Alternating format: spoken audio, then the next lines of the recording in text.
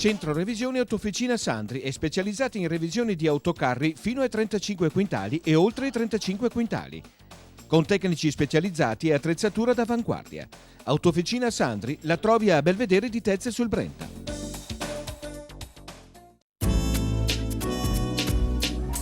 Ottica Remonato, Ottica Bassano, Ottica Fontanesi. Grandi offerte, grandi firme.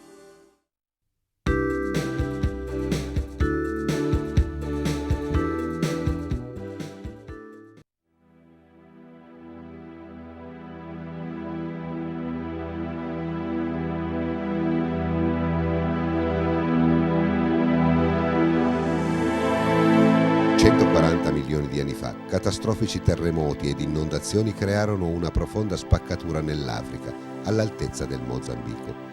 Fu l'inizio del distacco del Madagascar dal continente africano e del suo lento slittamento nell'Oceano Indiano. Grazie a questo isolamento, il Madagascar oggi offre al visitatore una flora e fauna uniche al mondo.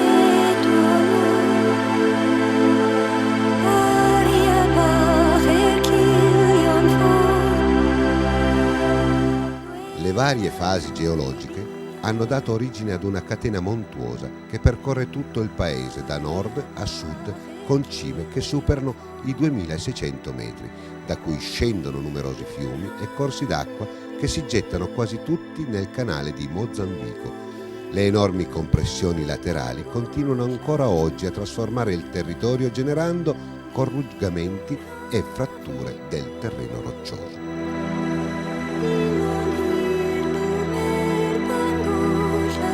Il Madagascar è chiamato anche Isola Rossa a causa della laterite rosso sangue che costituisce la maggior parte del suo suolo. È la quarta isola del mondo con una superficie grande il doppio dell'Italia, lunga 1600 km e ha una larghezza massima di 500 km.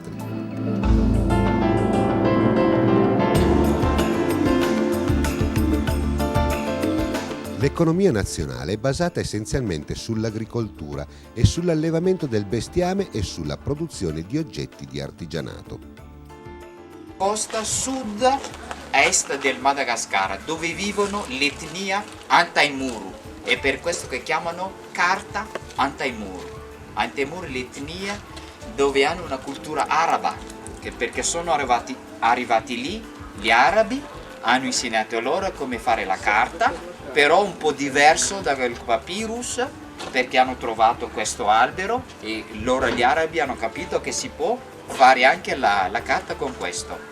Però la differenza è che mettono i fiori freschi. Anche tra parentesi, per l'etnia Antaimuru, loro hanno questa cultura araba, sanno scrivere da destra a sinistra, che noi chiamiamo grande scrittura.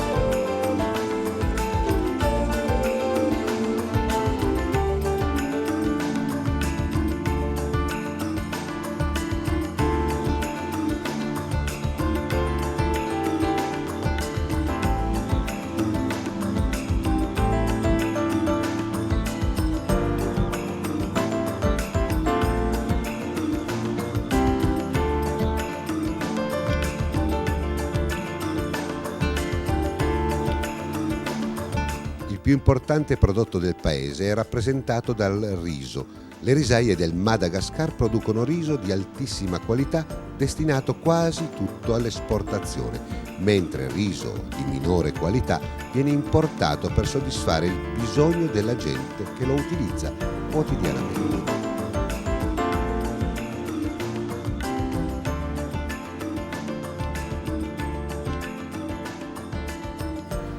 Visitare il paese per proprio conto richiede molto tempo e la capacità di sopportare vari imprevisti.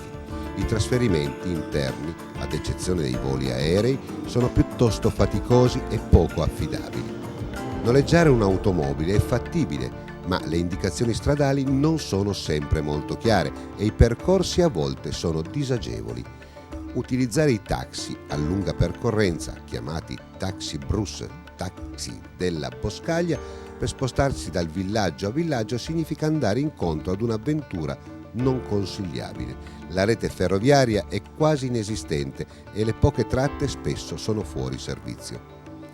La miglior cosa è affidarsi ad una valida agenzia turistica con una brava guida locale che possa risolvere tutti i problemi logistici relativi agli spostamenti, alle prenotazioni degli alberghi migliori e alle visite ai parchi naturali. Si evita di perdere tempo e si ha la possibilità di vedere veramente le cose interessanti.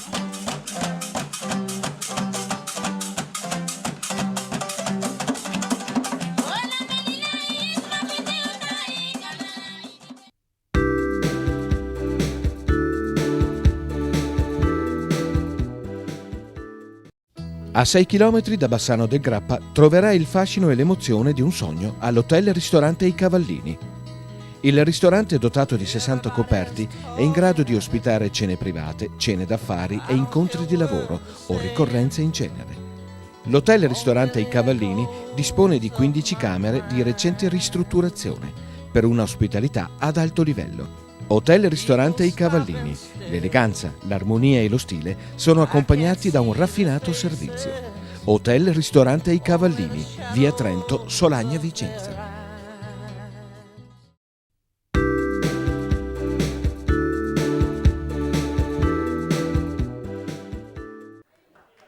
Il filo conduttore della serata, che si è svolta presso il centro sportivo Al Sole di Fontaniva, è stata la vela e gli ospiti invitati dal Panathlon di Cittadella, con l'organizzazione dell'agenzia Event di Franca Lovisetto, hanno portato il messaggio della solidarietà all'Associazione Italiana contro le leucemie infantili di Padova.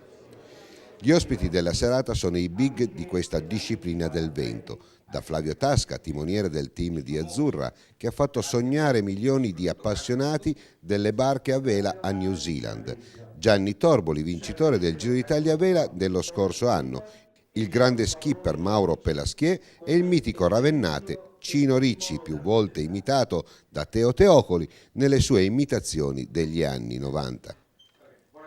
Cos'è che oggi è cambiato rispetto a quegli anni? Un po' calata l'attenzione. Ma è calata naturalmente perché non c'è più tanta curiosità, poi dopo ultimamente non ci sono stati grandi risultati, però è cambiato anche perché è entrato il professionismo, quello vero, per cui è cambiato anche l'atteggiamento della gente nei confronti di questi grandi team, queste barche che vogliono dire anche grandi finanzieri eccetera, e oggi non è che i finanzieri sono visti di buon occhio.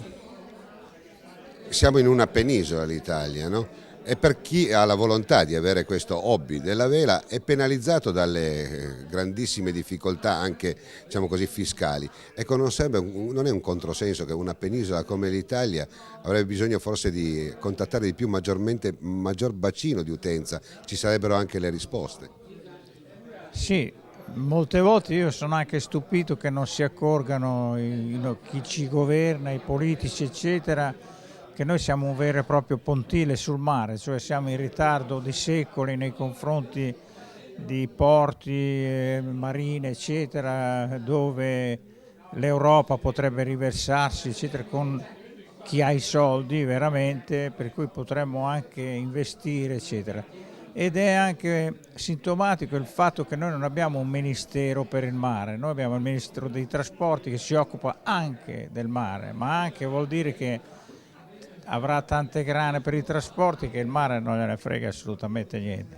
Ecco, lei parlava prima di grandi finanzieri che potrebbero venire tranquillamente in Italia e circumnavigare la penisola, ma mi pare che ci sia anche un discorso di patenti, 6 miglia, 11 miglia. Ecco, non si potrebbe, vista la sua esperienza, cercare proprio di proporre a livello governativo una licenza per poter andare di vela sotto le 6 miglia, uno può comprarsi una barca a vela che non costa tanti soldi e così incrementare proprio quello che è lo sviluppo della barca stessa.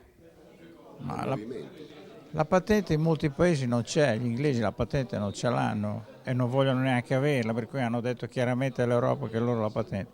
La patente è un balzello, non è che uno impara ad andare in mare perché c'ha la patente eccetera. Ci sono le scuole che hanno bisogno, diciamo, di allievi che vogliono prendere le varie patenti, ci sono l'ispettorato della motorizzazione che entra anche lui nelle patenti, eccetera, eccetera, tutto quanto un giro, diciamo, che una volta probabilmente era molto più inutile di adesso, perché adesso c'è un po' una corsa di massa, per cui bisogna assolutamente che la gente qualche cosa sappia. Quando ho cominciato io la patente praticamente non c'era. Per chi volesse venire a Diporto, qui in Italia, e partisse da Venezia, potrebbe godere di tutta la penisola di siti incredibili. Si parla di Venezia, ma poi c'è c'è Trieste, Ravenna andando in giù. Ecco, però non ci sono attracchi, non ci sono porti che possano veramente sostenere le aree di parcheggio, diciamo così, per poter far dimorare la notte i velisti oppure coloro che hanno la passione della barca per poter andare via un po' come i camperisti. Ma ci sono anche tanti posti, però per esempio, non so, qui in alto, nell'Alto Adriatico, molti posti sono pieni di sabbia, per cui sono difficilmente gestibili, Aprilia Marittima è quasi insabbiato, eccetera. C'è molta burocrazia, anche perché noi altri abbiamo un'infinità di leggi, per cui è difficile fare le cose. Si era detto che si doveva semplificare tantissimo, che poi alla fine sono state solo molte chiacchiere e basta. Insomma, non credo che ci sia in vista un governo oppure qualcuno che è incaricato a questo, che semplifichi veramente le cose per chi vuole fare i porti e le marine, come succede in altri posti del mondo. Il Sud perderebbe un'occasione. Sì, nel sud ne mancano tanti di posti, ce ne sono pochi e quei pochi sono pieni. È la prova che si riempirebbero anche altri, cioè ci sono dei posti stupendi dove si potrebbe fare, ma che, diciamo, la burocrazia, le trappole delle leggi, eccetera, eccetera, ritardano oppure impastoiano l'iniziativa privata. Un'emozione, cosa si prova ad andare a vela e imprigionare il vento? Ma da spiegare è fatica, però tutti quelli che ci vanno hanno delle sensazioni talmente diverse da quelle che hanno normalmente che gli rimane impresso, per cui è un qualcosa fuori, diciamo, dalla portata di chi va in giro solo in terra, e spiegarlo non è facile. È un sogno. Molte volte però può essere un sogno. La serata si è dipanata fra divertenti aneddoti e ricordi di questi straordinari velisti, i quali hanno fatto respirare l'aria di goliardia sempreverde di chi sa divertirsi senza mai abbandonare la professionalità con la quale riuscivano e riescono nel loro sport. Attraverso il commento degli ospiti è emersa l'eccellenza delle barche e purtroppo la poca disponibilità politica di far decollare un progetto di nautica per tutti, approfittando della posizione geografica della nostra penisola. La serata, come si diceva, è stata organizzata per favorire le offerte all'AIL di Padova, attraverso la vendita di gadget, dove le persone hanno potuto dimostrare la loro sensibilità dando di fatto il loro contributo. La pacata felicità del presidente Armenio Vettore la si è potuta percepire durante il suo intervento. Guardando gli occhi commossi del direttore del centro oncoematologico di Padova, dottor Modesto Carli, si può ben capire che ci sono uomini che fanno bene all'umanità ed il piacere è tutto nostro di poterli conoscere.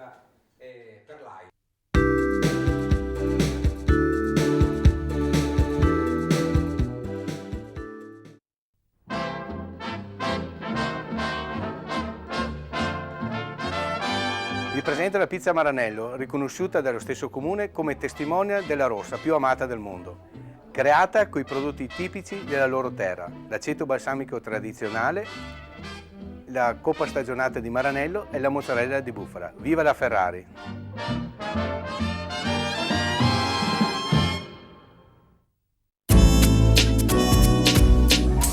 Ottica Remonato, Ottica Bassano, Ottica Fontanesi.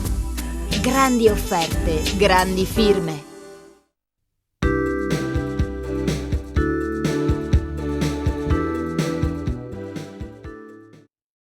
Ci ha raggiunto presso i nostri studi televisivi l'avvocato Vittorio Bottoli, difensore civico della Regione Veneto, un giudice di pace che garantisce alle fasce più deboli di avere una garanzia di giustizia senza passare tra i meandri legali, costosissimi e di lunga burocrazia.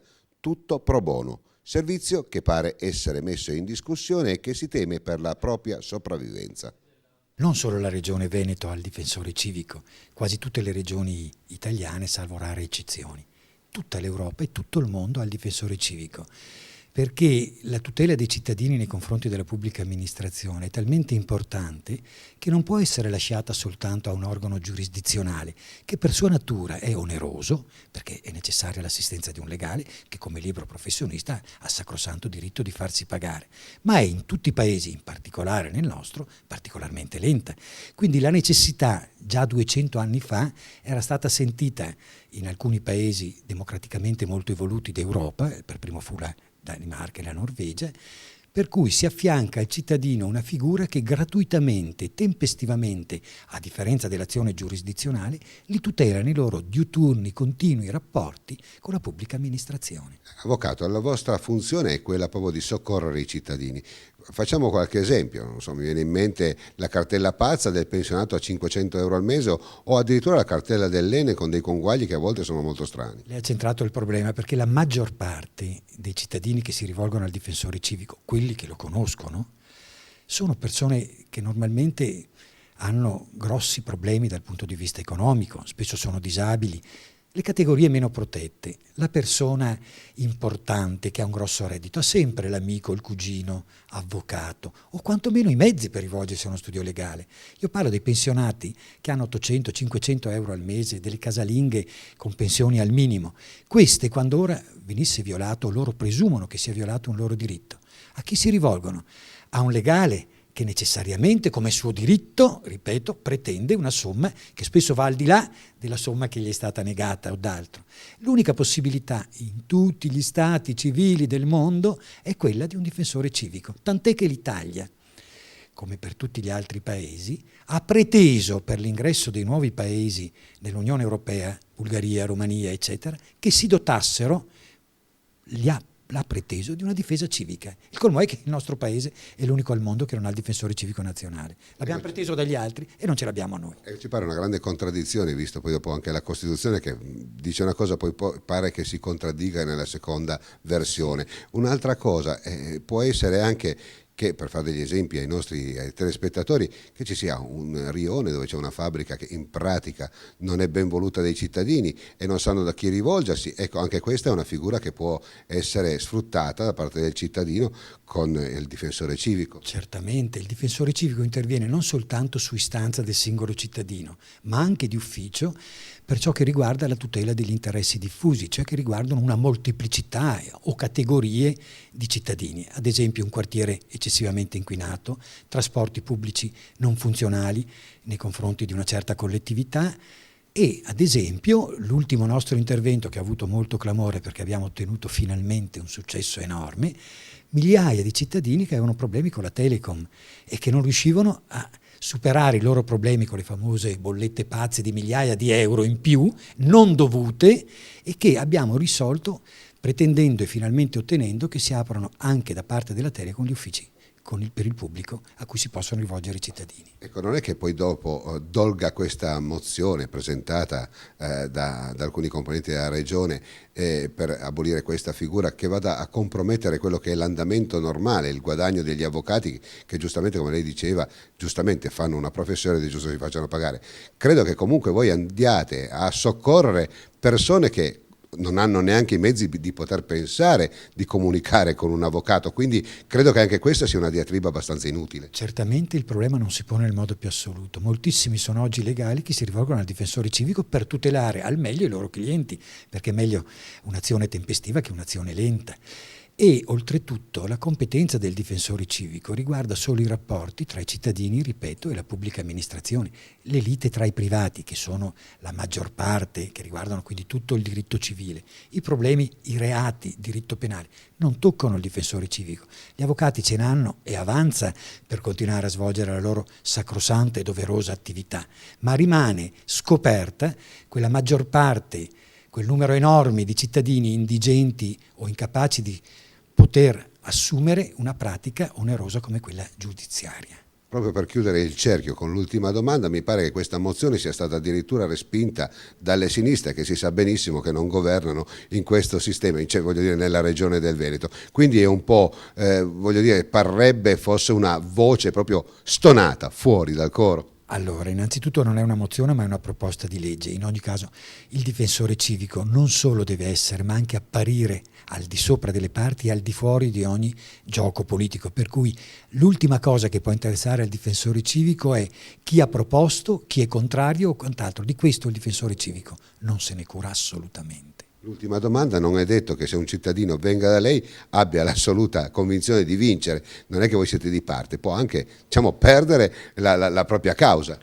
Bravissimo, il difensore civico non deve trarre in inganno come il termine. Io non sono il difensore del cittadino, io sono un giudice terzo che a seguito di un'istruttoria ricevuta un'istanza da colui che pensa sia stato violato un proprio diritto, alla fine dell'istruttoria decide se il cittadino ha ragione in quanto è stato violato il diritto e quindi interverremo nei confronti della pubblica amministrazione perché venga ripristinato il diritto violato o si ottenga un risarcimento congruo.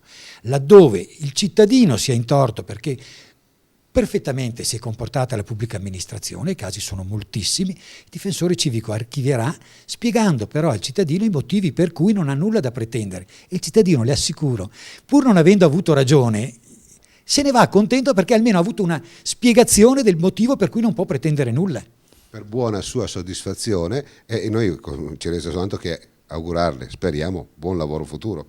Ma non tanto per la mia persona, che è fuori discussione perché io sto terminando il secondo ed ultimo mandato, il difensore civico non può essere eletto per più di 2 volte, per cui personalmente non ho nessun interesse, ma mi creda, in questi 10 anni quantomeno la consapevolezza, l'esperienza di tutelare gratuitamente migliaia e migliaia e migliaia di cittadini, certo mi rende sotto un certo aspetto angosciato dal fatto che ancora i politici non abbiano capito l'importanza, la valenza di questa istituzione e osino porla in dubbio.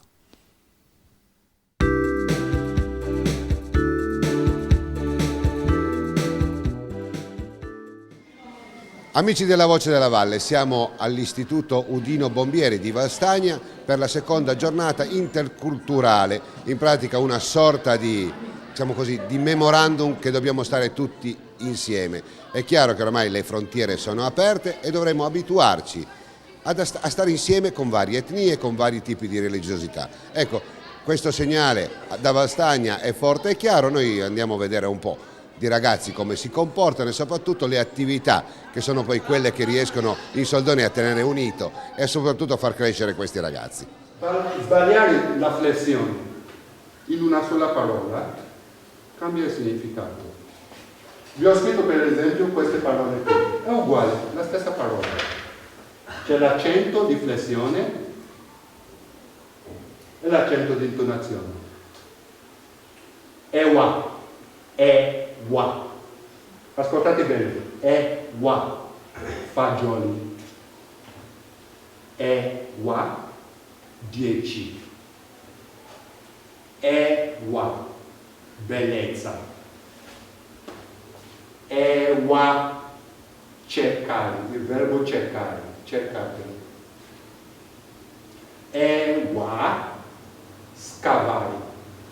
È il secondo anno che abbiamo così istituito questa festa, diciamo, dell'intercultura, l'abbiamo chiamata giornata dell'intercultura, vista la caratteristica che abbiamo noi, nel senso che abbiamo una percentuale abbastanza elevata di presenze di alunni extracomunitarie, circa il 20%, insomma. Per cui è chiaro che questa va vista come un'opportunità per tutta la vallata, da sostenere, una ricchezza culturale da apprezzare, ma soprattutto un valore aggiunto da così proprio da apprezzare, valorizzare. Perché? Perché è chiaro che è nella relazione con gli altri che uno si educa, si forma, cresce, si arricchisce, e anche nella conoscenza di quelle che sono le identità culturali diverse e quindi anche le radici culturali di questi. È diciamo, un interessante, significativo, simpatico, anche perché è un momento di festa e di allegria,